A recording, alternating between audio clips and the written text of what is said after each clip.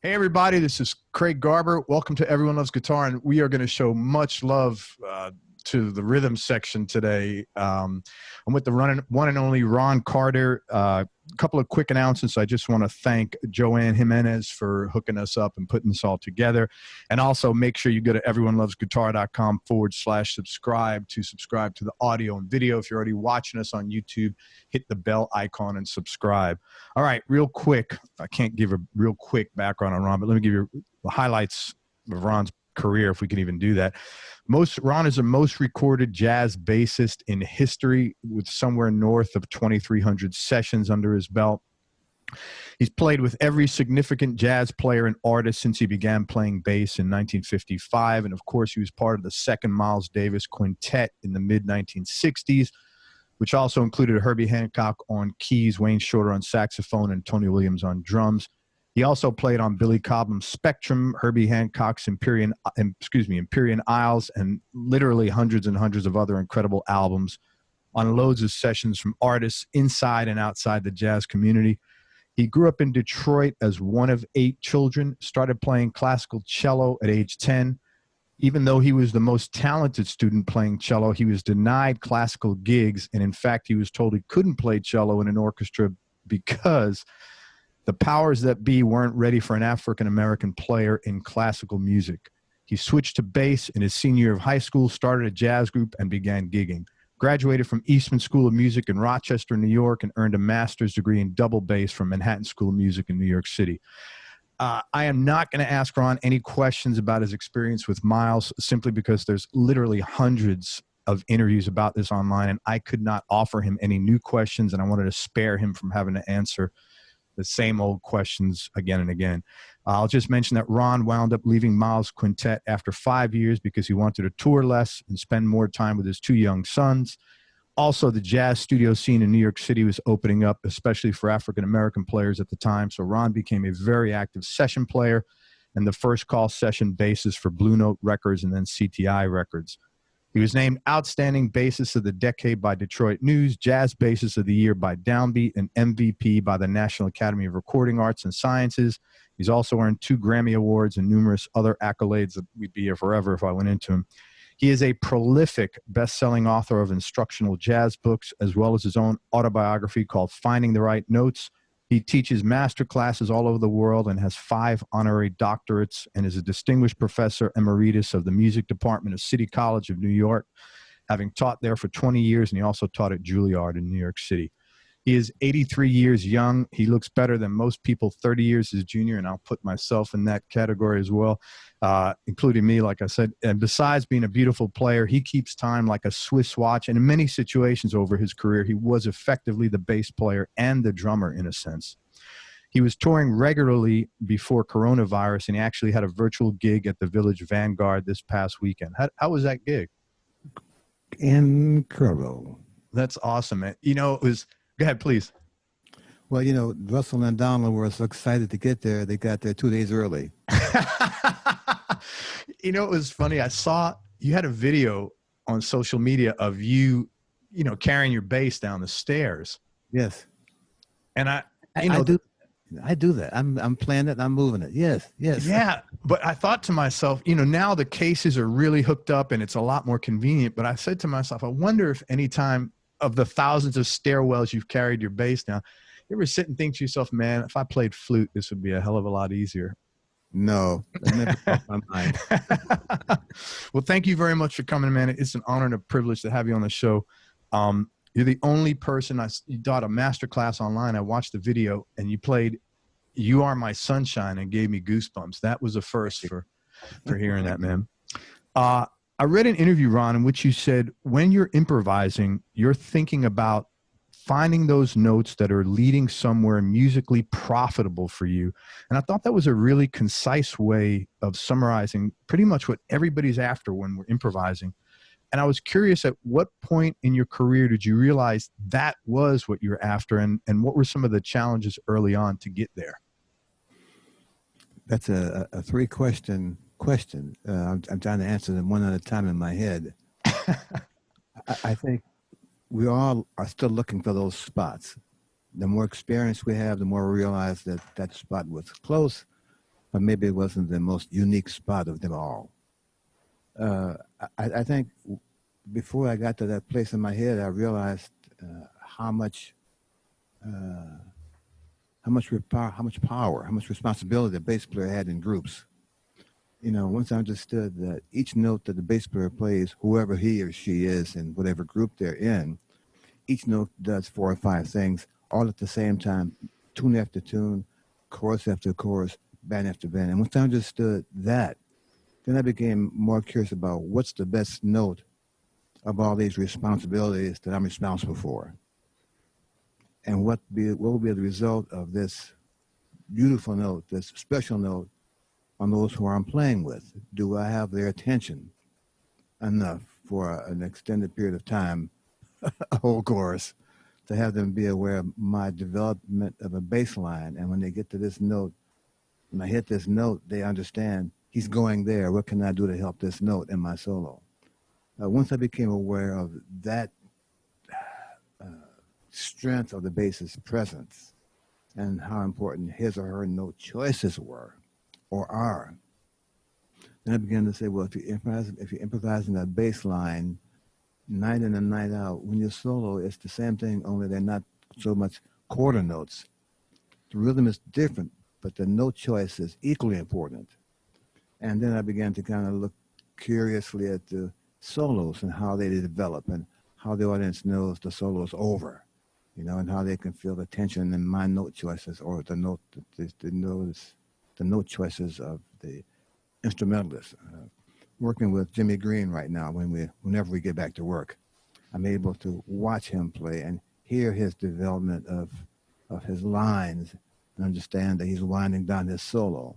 And I'm hoping that when I solo, I can maintain the audience's attention so that they also follow my thought process and see that, okay, he's winding the stuff down, you know.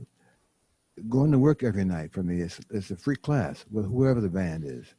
Was it the trio of Russell Malone and Donald Vega, or a quartet with Irene Rosnes and Peyton Crossley and Jimmy Green, or the Nonette or the big band? Every night I have a chance to experiment on a live blackboard. And my hope is that I haven't erased enough of the things I played last night to have to work on this night. Right on.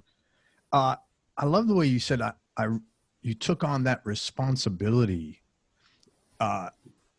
You've done so much and you seem like you thrive on that. Like you like that, you know, you're like stepping up to the plate, and I have so much respect for you for that. What, where does that come from, if that's even a question? That's one I haven't been asked for in a while, and I haven't thought about an answer when I would hear it again. I think, but that sense of responsibility comes from my background, my parents, seeing how responsible they were, knowing that we can't get the ball from A to B unless I do my share of pushing. In fact, me even owning the ball that's being pushed up this hill. Yeah.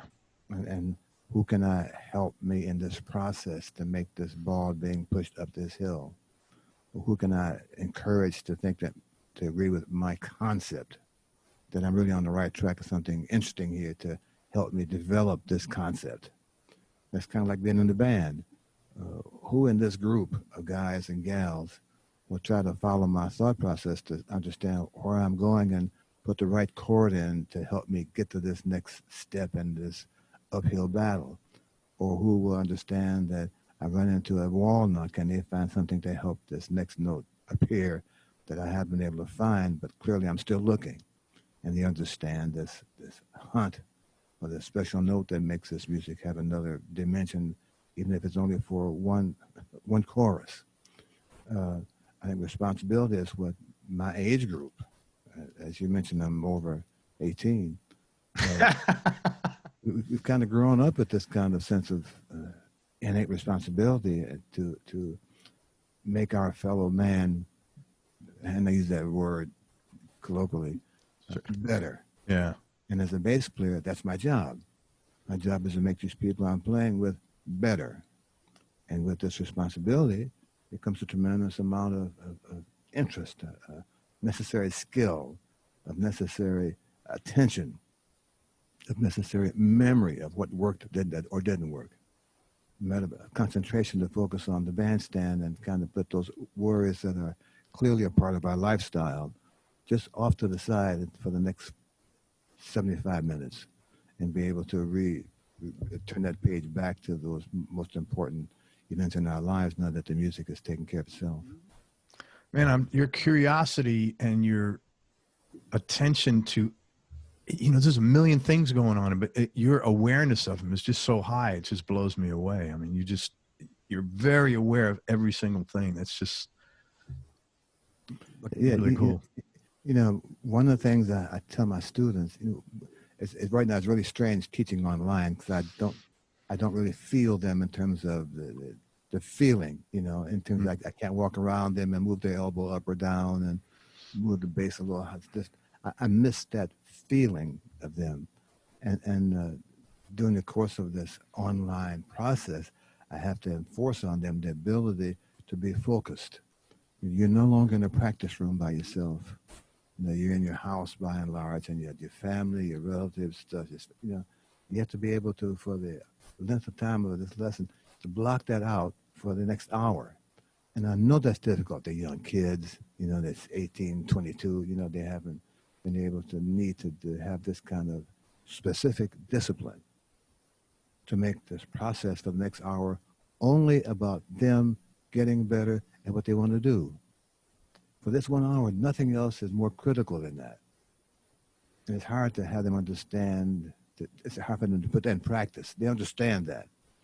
It's hard for them to put this into practice for this hour a day, hour a week, And my hope is that if I can keep banging them in the head with this sense of controlled memory and controlled responsibility to get this lesson right and not let this run slip in there because you were thinking about you forgot to take out the garbage or man, here comes a family dog around.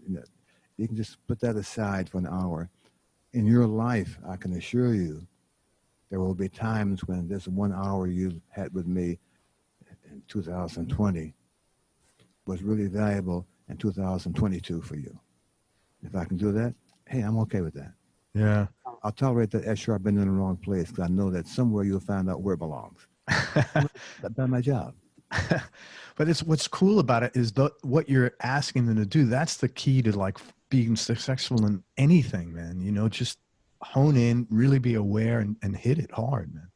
Yeah. Well, there are a lot of advantages to that. And of course, there's some consequences, feelings get hurt, your focus is misinterpreted for something other than a positive point of view. And you just hope that those people who have been offended by your focus for the hour will get over it in not too long a time, Yeah. You were, excuse me, you're an adolescent in the mid 50s. What was radio like in Detroit and what were you listening to during that time frame? There was a lot of jazz on radio then, WRVR, a great jazz station of Canada at the time, Oh, cool. And, we could turn on the radio and hear Symphony Said in New York, or WRVR, which was a Riverside Church jazz station at that time, or Will Moyle in Rochester. There were some great radio stations. But there was also classical stations in Detroit that were just playing, and not speaking any French at 12 or 13 in the neighborhood. I learned when I got to New York and learned some other languages because I was traveling so much, that one of my favorite classical programs was called La Fin de Jour. And it was always at night, like 11 o'clock at night. I learned it meant the end of the day. Well, it took me 15 years to figure out what I was enjoying under that title, But there was radio, it was active. There was no TV, was just coming into its own, and everyone didn't have a TV, so we would listen to the radio with the comedians and the drama shows and all the science fiction movies and the sound effects, and we would just kind of let our imagination do our job, do the visual job for us from the sounds it would make on the stage in the sound booth, I miss those days. The jazz radio, it's kind kind of a thought now, not actually a reality. You have to get lucky to be in LA or in New York at the right time. And spots around the country have jazz for an hour or 2 hours or so. Get an NPR kind of station. Right. But the problem is that it's not so available. So people who are now 17, 18, they just can't turn on the radio and sit down and hear a good 2 hours of some great music anytime they want. Most places wherever they are. Yeah, it is a dying art. From the city. I used to listen to once in a while. WFUV would have some good jazz. Fordham University. I don't know if they're still around even. Great station. Well, a lot of stations are taken over by talk shows and all that stuff, and I guess there's a place for them, but unfortunately, they took my place. Yeah, man. They took the place, That's right. My friend Jim Oblon asked me to ask you a question. He's a really good guitarist. He said, when did you start to amplify your bass with a pickup? And was there any sort of pushback against this from jazz purists? And was there any new challenges that came along with getting amplified? Chris, right? Craig. You can call me Chris if that feels better, man. Yeah, Chris, you asked me 8 questions. If you can ask me one at a time, I'll try to answer them. I will. Start over. When did you start to amplify your bass with a pickup? And was there any sort of pushback against this? There's 2 right there. Okay. The first one is that there was a company called Barkus Berry. It came out there in Long Beach, California. And somehow I stumbled on them as being people who were inventing or working on a bass pickup. The original one that I saw from someone was it was attached to the fingerboard, worked by magnets. And they literally were like the guitar kind of pickup concept, But these guys had an idea of inserting the pickup into the bridge some kind of way. And my friends had never heard of that because we were still trying to get heard about everybody else. And we were busy scrambling to get to the club first. We grabbed the only microphones that had the cord attached to it, Len Berry and Barkus Berry, they were 2 really great guys who had this idea of amplifying the bass. Back then, no one complained about that. I mean, I can't think of a band leader who said, "Hey, man, don't do that. I can hear the bass too well." I mean, I just didn't understand why we have this issue today about pickup or no pickup. But that's another story, another question 2 paragraphs away from now. No, there was never any issue about that. We were always concerned as how best can we get the recorded sound on the studio to be matching the sound that we hear at our house when we're not plugged up to a board or amplifier.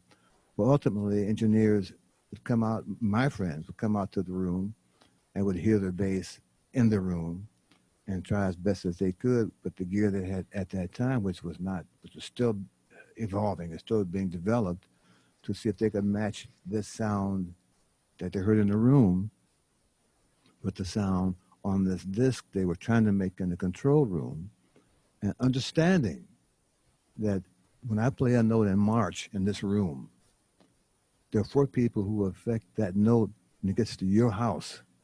There's the engineer, there's the equipment he's using, there's the guy who's pressing the record, there's the guy who's deciding the balance of the band.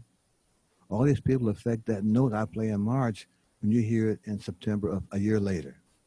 And so my concern has always been, can I encourage these engineers to come into the room where I'm playing enough to hear what I want the final sound to be when I'm no longer there to insist that it sound like this when you get it to your house.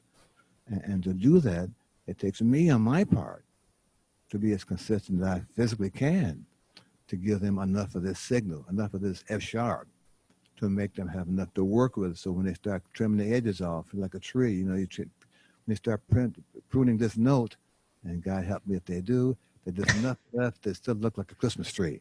Yeah. Rather than an ornament, And but there's always a curious about what pickup has less feedback, and which one detracts from the bass physically. And what's the longevity of this pickup? Is it crystal? Is it piezo? Does it add much weight to the bass itself physically? What kind of cable does it have? What kind of pickup what kind of amplifier do you really need? All these things are still developing because bass players are now being more curious as to how they sound to the guy who was sitting in row F, 4 stories up, rather than the guy who was sitting next to him on the stage, the piano player. Gotcha. Hey, Ron, can you tilt yeah, I want to see your face, man. One of your smile is like your best feature, man. It's getting clipped off. Look at you.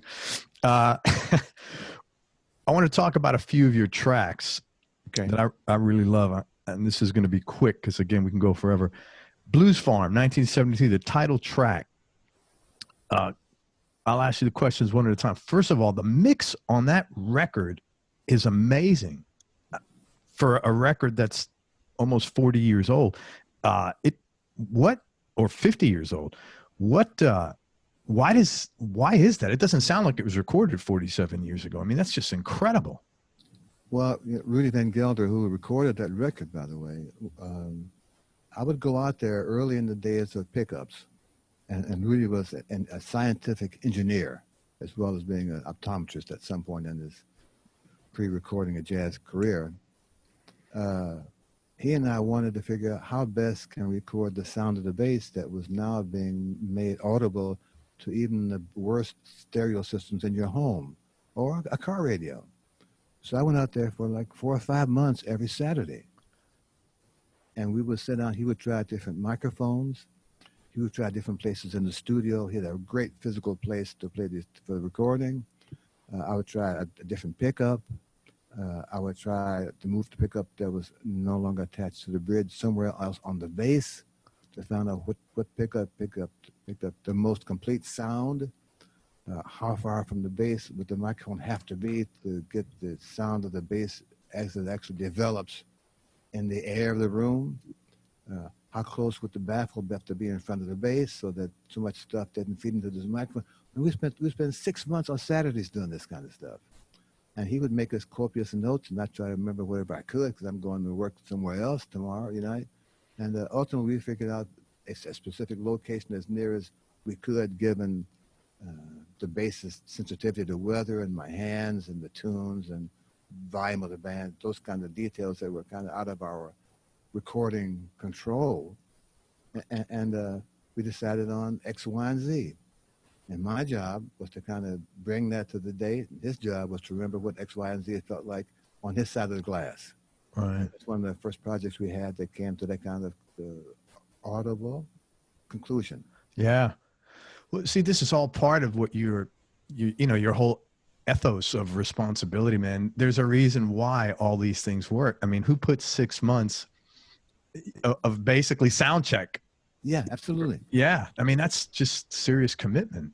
Well, if you're determined to have someone hear that note that you're trying to impress them with being a very good note, they got to hear it, but they got to hear where it started. It didn't start with this note. It starts like 4 or 5 measures before. Right. How does this note ultimately dissolve? How does it resolve itself 2 notes later? They got to hear this whole process to understand the direction I'm trying to carry them with this bass line. And once you get it recorded right, then they're kind of on their own for their own judgment. Yeah. Well, it was recorded right.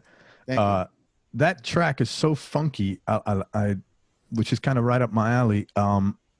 Is there any cool or interesting story or backstory about the track or that album itself outside of the 6 months of sound check? Well, the title, at the time I was producing my first Building a Jazz Bassline book. And to do this, I was really an amateur at this process. I had no idea what it took, and it meant getting ads in magazines and stuff like that, books, jazz papers and issues, Metronome magazine, those kind of things. And it meant going to the post office every 2 days a week and getting the checks that people would send for this $4 Building a Jazz Bassline book by this guy in New York. Well, going there every week for a year, 2 times a week, I met these post office people who were jazz players at some point, who would be in the club occasionally. And so I kind of dedicated that song, The Blues Farm, which is my dedication to all the jazz players who didn't get to where they wanted to be on stage and ultimately ended up at the post office, like a farm. Yeah. And blues mean they had the blues farm of the uniform of the post office guys, but they still played the good blues whenever they could get to a joint to play on the weekend. It's dedicated to those people, Man, male. what a cool story. Thank you. And lastly, I never ask about album covers, but that cover is so cool. It looks like a center console in a car, but there's like a bronze Indian. What is that, man? What's the deal? What's the backstory to that? I had no input to those covers at all. I love them all. Yeah. You know what I loved about the LPs is that the covers were big enough to really be impressive. Yeah. A 6x6 is okay, but a 12x12, man, Yeah, that's where it's at, man. makes you right in the chops, you know. Yeah, totally. I love that cover. It just takes me back to the early 70s of like, like you could see that in a car or something like Yeah, that. yeah. 8-track cassette. A few years later, 76, you did Pastels. You got a song on there called Willifant, which did I pronounce it right? How do you Willifant? Yeah. Okay. Yes. Great track. You and Hugh McCracken really locked in on that, both when he was on guitar and harmonic. I was curious, did you play a lot with Hugh? Well, he was one of the early harmonica players in the studio who got a lot of work because he was really a great blues player. And because I found out later, had these harmonicas in different keys, he could play in whatever key was necessary for depending on the arrangement, you know. He was really not interested in jazz in of itself. He was interested in the jazz process, as we would talk about it. And he would play these blues lines over the changes and would just appreciate what he did, but he wasn't really concerned as to how that happened. Right. And I was different. I understood what you did, but I want to know, how do you pick these notes? What makes the sound you hear so important that you can just play it and whatever happens, happens? I love that risk he was taking without being aware of the risk. Yeah. We had some good times, and unfortunately, we left the concert 3 or 4 years ago. Yeah. Yeah. I want to talk about some sessions that you did now. If you could talk about how you wound up getting the call for the gig and maybe a cool or interesting story about your experience. 1971, you did a record with Gil Scott-Heron, Pieces of Man. And according to AllMusic, I hope it's right or not, I don't know, you played double bass and electric bass on that. You know, I remember the record, but I don't remember exactly what I played because I haven't heard it in a very long time. I know I did play electric bass on most of it. I just got a call one day from Brian. He said, "Hey, Ron, this is Brian." I said, "Okay." Yeah. He's coming to New York with a singer named Gil Scott-Heron, who I have a band with in Washington, D.C. And we're trying to put this record together, and are you available? Well, when is it? Well, when are you available? Oh. When is it? Well, when you're available. No, I mean, when is it? No, I mean, when are you available? So they were coming just for you, pretty much. Yeah. And I didn't know how to take that kind of responsibility. I thought that, wow, it's on me now. I'm talking about getting gigs. I got some gigs here. This guy wants me to be available only whenever I'm available. Wow, okay. Well, I'm available on this date. He said, "Okay, this is the studio. I'll book it for you, and we'll get there." Well, I got there with the band, and I was a bass player, and I met this guy with his afro, and a tall, lanky guy with a real deep talking voice, and his name was Gil Scott-Heron. I said, "Okay, I'm Ron Kirk. I'm with Brian, you know." He said, "Okay, let's get this started," and he got into the booth, and it's all done live. Yeah. And when we heard the tracks, we were all just, because they knew the library. I just couldn't believe that this guy was singing these words back then. Yeah. And people were doing lyrics like that, but much of it more of a based on a jazz solo kind of thing, like King Pleasure and Eddie Jefferson. They were interesting, John Henry. They're interesting lyrics, but nothing with the force of these hot poetry kind of words. I mean, to have a guy say that, "Hey man, now that TV is getting famous in our heads, the revolution will not be televised." I mean, that story, just the line of that story is enough to make whoever's listening just stop in their tracks. I said, "Wait a minute, man. This guy is saying some, at the time the word was deep. He's saying some deep stuff, man. Yeah, hell yeah. Revolution will not be televised, and just the whole texture of that record was based on that kind of in-your-face truth. And he left the concert again 2 years ago, and he got really busy. And we kind of parted ways because I was doing one thing and he was on this tour with his band. And I was just in the studio to help him make the record, you know. And I regret not having more time spent with him just to hear other songs like that, you know. Yeah. I mean, how many other poems does he hear that he wants to do? And it was interesting to me that he allowed the music to help carry him through these words. And I think the current bunch of hip-hop guys, if they would just listen to this record and listen to how Gil trusted the live music to help him make these words that were really over the top back in the day, be effective in helping him get his verbal point across.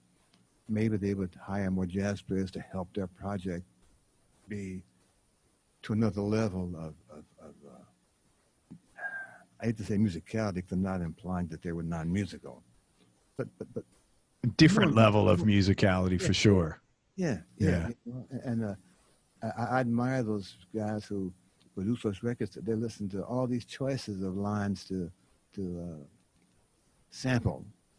You know, just call that guy, man, if he's alive. Let him. You know? And ultimately, that's what the Tribe Called Quest did. Yeah.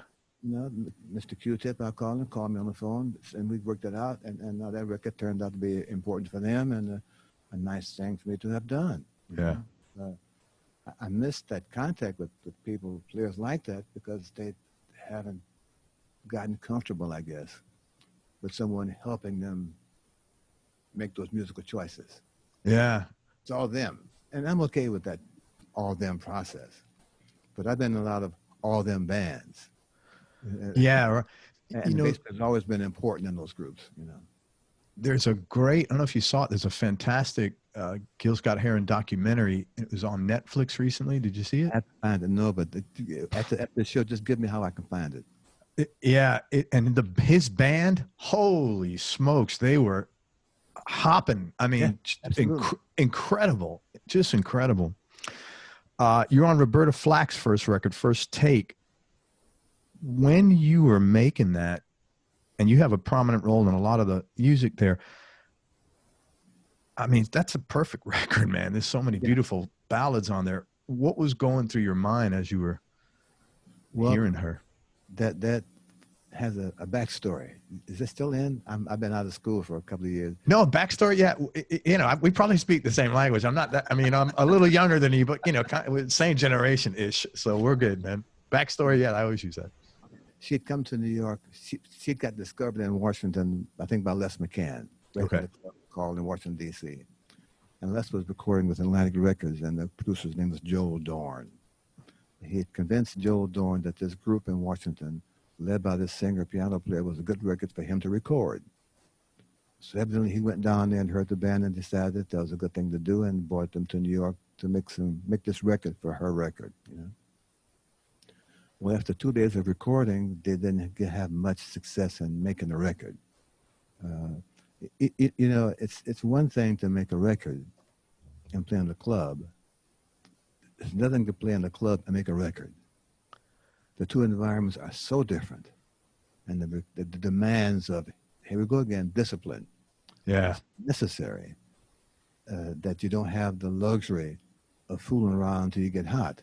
You know, you got to walk in with the burners on. You know, so after a couple of days of recording, they decided that she was still a very important person to produce, to have a record, to document her presence. And so Joel Dorn made a couple of phone calls, and they got me and Ray Lucas, a wonderful drummer, and Lucky Pizzarelli, all these my dear friends, and some arrangements by Bill Fisher, and we went and made this record for her. Now, she was used to having her band play her music, and where she was clearly in charge of the band and her music. I think she was quite surprised to find that these older guys and clearly more experienced guys were as subservient to her views as her band. And I said, Roberta, this is your ball game. All we're doing is bringing the material out to all we're doing is bringing the balls and the bats. Your job is to throw the ball. Our job is to hit it and catch it. Right. All those arrangements we did, they were all hers. You know, all our job was to do is make her feel that we were making her as comfortable as we could with her being in New York with this band, as she would be at the band that she was clearly in charge of in Washington, D.C. And a couple of takes per tune, and we got the record done in a short time. And well, what a record it is to this day. It sounds pure. The sound is fantastic. Ray Lucas got the right drum sound, Bucky, the arrangement. It's just a wonderful record to be introduced to my first time in New York with these guys. This is what we did. Yeah, it's First beautiful. take. Yeah. So you were always like the elder statesman, and I don't mean elder in age. Like you were always, it seems like you went over to her and talked to her and sort of, assisted her get this done. yeah, but there's a calming, you know, in doing so, what you're really doing is like assuring her that everything's, you know, everything's going to be okay. But sometimes F sharp doesn't do that for them. It kind of talked them into me talking to them that I know that note's a little strange for you, but if you listen to the next measure, it takes it where it's supposed to go. So just play what you're going to play, and I'll make that F sharp work. You know. Yeah, man. They have, I think they, whoever the new leader is, Right. first time leader, has to be comfortable that we're not usurping their ability and their leadership. We're not doing that. We But just you we help them sound like the leader. but that you recognize that and understand the dynamics and psychology, and we're like just the, you know, like the elder state, you know, the guy that put it together, you know, that's a wonderful above bass player session guy role that you have. It might have made many albums like this one possible. Well, I've been reminded of dates that I have forgotten about, how my comforting tone of voice to the band leader, whoever they were, assisted the project in becoming complete, because they were the leader, whoever he or she was so concerned about these big time guys in New York who were all more famous than they were. We just kind of guerrilla them off the stage, you know, and my kind of job was not only play them right notes to help them feel okay, but maybe say, hey, look, you know, if you don't worry about us and trust our ability to accept your no, that's not what I want, and we will offer you another suggestion now that we know what you think you don't want, it's going to turn out okay, you know. And again, I get comments from occasionally from band leaders down through the years who say, I remember when I was with you at the studio in Atlantic Records or out at Rudy's, and the band was going haywire, and you just said, Kansas City, you just stop the show, guys. Let's just figure out who's in charge, and let's get this party started correctly. You know, we're all here to help this person, wherever they are, and if we don't help them, the bass player would get very upset. Yeah. And those of you who know, one thing you don't do is get the bass player upset. Right now, that's me. That's a cool story. Thanks, man. You played with Rahsaan Roland Kirk on a few records, and I didn't really know much. I've always heard him, but I didn't know much about him until I saw the documentary about him on Amazon a few months ago. And talk about a talent, and what was really impressive is that guy didn't have the word can't in his vocabulary. And I was curious, is that the same spirit that he exuded as a band leader? Yes. He tended to speak really loud, you know, which commanded everyone's attention, you know. One of the records I made with him that I had a great time with him and Al Hibbler on Atlantic Records, and Hank Jones. And Hank is I always call him Mr. Jones, because he has required that kind of respect from everybody. And because Hank is a low-profile person and never raises his voice, you know, and Rahsaan was just a little bit excited about being here with the great Hank Jones. He just kind of kept on going, you know, and Hank would say, just a moment, Mr. Rahsaan, you know, can we do this just 1 minute here, and I'll show you what I'm playing it. And it was Hank's calming approach to telling Rahsaan that his way was okay. But Mr. Jones had another chord for this particular place, and that he could demonstrate that, not just tell him. He could Right. show him, you know.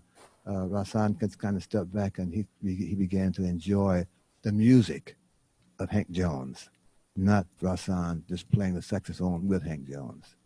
Rahsaan was truly an amazing player, and a really nice man. Once you got a chance to just sit down with him, and music was not there. It was just he had a broad view of things that somehow we kind of don't see, so to speak. You know, but recording him was another lesson for me. How do I respond to a person who's more aggressive than I need to do the best job I can? You know, that's just where okay, I can do that. You know, my job is to find the right notes, however they ask for it. But I do have a limit as to how much I would accept, how much I will accept, how well I'll accept the limit of respect that I think I'm due as I'm showing to them. Sure. Now, he never got that part with me. You know, I understood he talked a little louder than I'm used to hearing people talk, but it wasn't offensive to me. But there are sessions when you go in there and the band leader, whoever, they're so unsure of their presence, and they're unsure of who these guys are, who now that they've been thrown into this room with these guys and make their music, you know, and they may have their bass player who's not there. Who's this guy that the producer brings in to replace my bass player? And what does he know? You know, who does he think he is? You know, that's that ego thing, and that's part of life. And my job is to kind of tell this person, hey man, I'm not just a guy. I'm the bass player for the next 3 hours, and my job is to make you sound good. Allow me to do that. Yeah, your demeanor is like most doctors do not have good bedside manner, but when you get one that does, it's like magic. And every time I see you play, that's how it feels. It's like this guy's in control and he's a good guy, and it makes you feel as a listener much more comfortable in knowing you're in good hands like that, you know? And I think that's very, I would imagine that has just served you so well over your career. I was wondering, Ron, we all pay some kind of tuition in our careers, and I was wondering if you might be kind enough to share one or two mistakes you might have made along the journey and the lessons learned. I'm sure I made more than one or two, and I only share those mistakes with the boss upstairs. It's okay. He understands that those efforts, those bad choices, happened at a time when I didn't understand the consequences. And I didn't realize what those consequences would affect me later on down in life, when the day after tomorrow, or the next tune, or the next project, you know. And I made it a point to catalog those choices that I wish I could take back, that I can't take back. Having felt that, having said that, I made it a point to be at the first page of my mental book. Okay, this is the day, but this is the first page of this day. And this reminder that this choice was, at the time it felt okay, but in retrospect, it was a better way to do that situation. You know, and I'll give you an example. This is probably kind of wind this visit down that I'm enjoying. Years ago, I was in the studio making a record with and I'll keep the names, Mr. A, B, and C. Just Sure. Who was not the point. The issue is what happened. Sure. We were on this day where the process was, at that time, the arranger would come in and bring some arrangements, and the rhythm section would play the parts down, and he would go out to Detroit or wherever he's from, San Francisco, LA, and put the band over our tracks, you know, over our arrangements that he wrote. And after 2 or 3 of these kind of arrangements, I thought that the arrangements were okay, but it didn't show the band who was in this room their capacity to make music sound good, because they were constrained by the recommendations of the part that this person had given us all to play: piano, bass, drums, guitar. And I decided that I had enough of this kind of concept. So we did maybe 5 tunes that day, and for the last 3 of the last tunes, I decided to put the changes that I thought were much better than what this guy had written. And we got through the day, and we had a second day. So we walked through the second day, and the arranger, he called me to the side and said, "Can you sit down for a moment?" I said, "Yeah." So I sat down. He said, "Look, I heard the tapes over last night, and I thought that the trio, I liked the sound of the recording because this engineer got a great sound of the band right away. And I liked everything except the notes you played. I wrote a part for you to play, and you decided not to play my part." I said, "Yes." He said, "Well, I like my part. I like what I wrote. And I wish we were going to do those tunes again, and I want you to play the notes I wrote." So, okay, but let me tell you this. I'm going to play them until you can't stand it. And then when you can stand it, I'll let you do what I think I should do, and I'll ask you to free me from some of your choices. I tell this story to my students who think I'm somewhere in the totem pole of jazz. Okay, wherever that is, that no one, even someone wherever they think I am, has the liberty to supersede an arrangement by someone else to that extent. Yeah.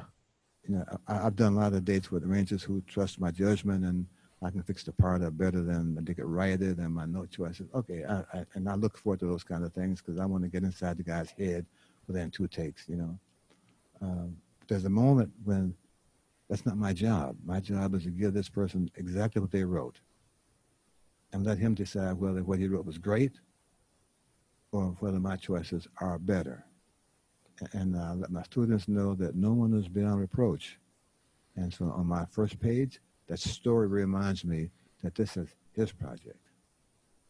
And at some point when he's ready to free the band up to do what you think is better than what he wrote, he'll let the music tell us that it's time for the band to make some different choices than what he thought was a better choice. Thank you, man. That was really kind of you to share that. And I know you got a boogie, so let me just tell people, first of all, thank you for your time. Really appreciate it. And let me tell people, you got a lot of stuff going online. There's a million other questions I want to ask you, but find Ron like everywhere, but he's got a really good website. It's quite robust, roncarterbass.com. He's got, like I said, he's a prolific author and teacher, and he's got his whole catalog on there and also on a website called roncarterbooks.com. And he is the new social media maven. So he's all over now. Ron Carter Music on Facebook, on Instagram. It's Ron Carter Bassist. And on YouTube, he's got a great YouTube channel, man. He's got tons of cool videos there. You post pretty regularly. His YouTube channel is Ron Carter Bassist. It really is a cool channel. Is there anything else that you'd like to make people aware of? Well, we're all suffering through this time of no club music, and I'd like to think that whenever we open up in terms of the governor allowing entertainment venues to house more than 6 people, that the people who are unable to attend now will find the spirit in their spirit. Yeah. Because I can not just support the music, but to support their spirit and let the music kind of readjust their thoughts and their attitude toward life and toward a better way of doing things done that they haven't had a chance to do because they've been literally in their own room. Yes. And for the past, at least so far since March the 2 or whenever they locked it down, I, speaking for most of the jazz community, miss those days. And I look forward to the day when I can look out in the audience and not see cutouts like they do at the ballparks. Oh my God. Yeah. That is. Yeah. But we miss them, and we hope that when we come back that they will enjoy our return as we will enjoy seeing them. That was well said. Thank you. And I hope next time I'm in this city, you got a gig, because I'll come down there, and I would love to see you play in person, man. I'm going to say the wrong name again. That's all right. I've been called worse things by better people than you, Ron. Don't worry. Hang on one second. Let me just wrap this up. Thank you for everything, man. It's really been a pleasure. And thank you for a lifetime of great vibes is really what it is, man. Everybody, thank you very much for listening. If you enjoyed this, please share it on your social media channels. We appreciate your support. A big thanks to Ron Carter. Again, check him out online, Ron Carter Bass, Ron Carter Books, and on Facebook, Instagram, and YouTube. And most important, man, especially nowadays, please keep in mind that happiness really is a choice. So choose wisely. Be nice. Go play your guitar or your bass and have fun. Till next time, peace and love, everybody. I am out. Thank you so much, brother. Thank you. Thank you.